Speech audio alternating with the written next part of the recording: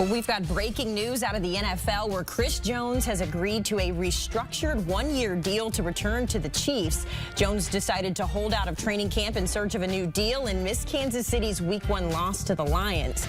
The All-Pro defensive tackle was tied for the fourth most sacks in the NFL last season and was entering the final year of his contract.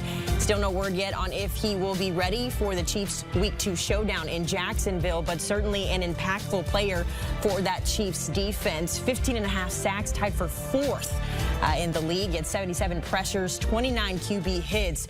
Certainly a player to keep your eye on going into this week.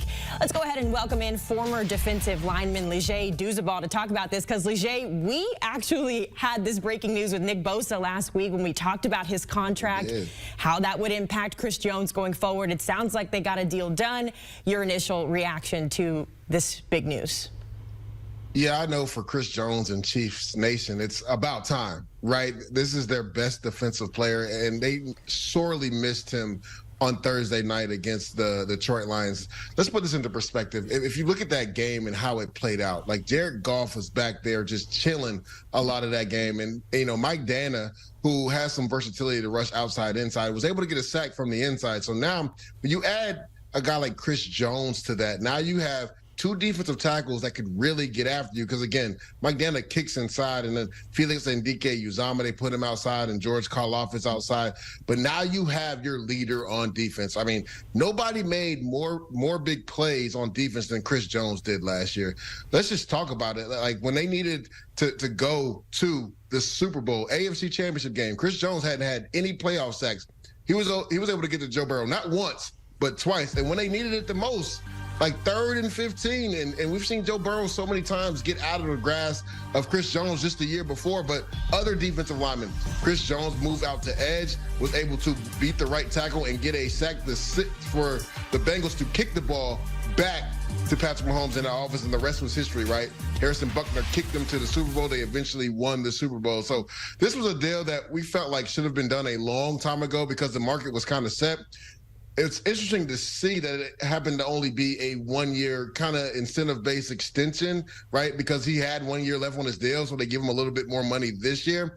But they weren't able to come to terms on a long-term deal. Most of the time, somebody that's of Chris Jones's age, they want that future financial security, right? And for him to hold out this long, I thought he was going to take it to the max until he got the extension of 3 or 4 years. But I know the Chiefs are happy he's back in the building. I'm sure he's happy to be back in the building as well, because this has been going on for so long, as you mentioned. And Leger, for you as a former player, it's not just the contract side of this that's a little bit dicey. It's also the fact that Chris Jones has not been out on the field getting ready, and now they've got a big rematch coming up against Jacksonville.